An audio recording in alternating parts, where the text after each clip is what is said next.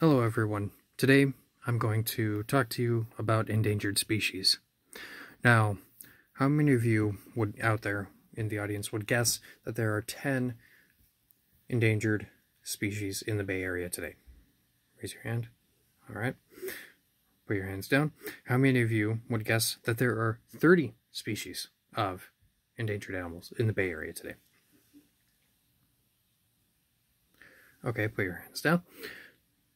Now, would it shock you to know that there are 97 species of endangered or threatened species in the Bay Area?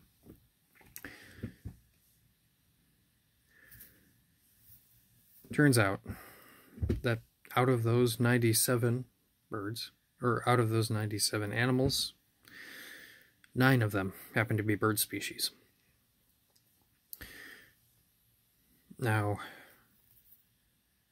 that concerns me, and because I am an avid birder. Now, why should you also be concerned? Well, that's because losing animals is costly for all of us in the long run. For today, and we'll discuss that in more detail later. For today, we will look at 2 perspectives of a sustainable habitat in 2 different ways.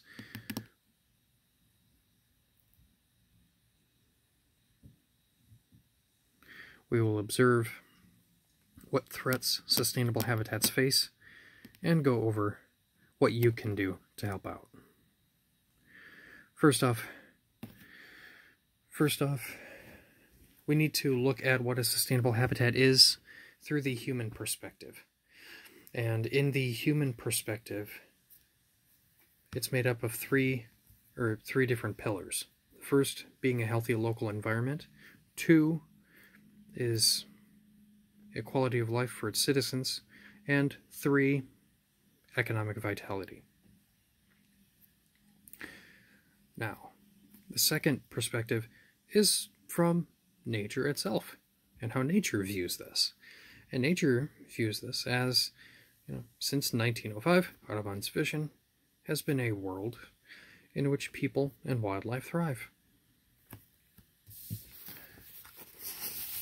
But what happens when these 2 don't quite match up? When they're kind of at odds with each other? This is when we start to see the endangerment of birds. Those 9 birds that are endangered or threatened that I mentioned earlier.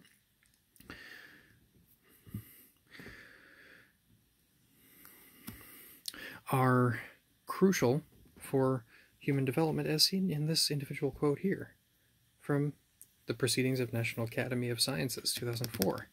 Ruled out a warning that, quote, pollination and seed dispersal will likely decline as well. This is in really direct relationship to birds. So our current and present actions that cause bird populations to decline will be a direct result of a lack of food in the future.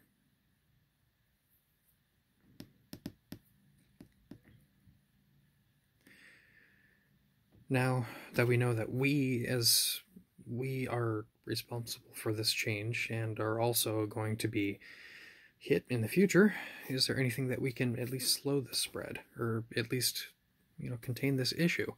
And this is, thankfully we can. Not all of us are scientists, but there are different things that we can do. Most notably, we can just learn to better appreciate the natural world.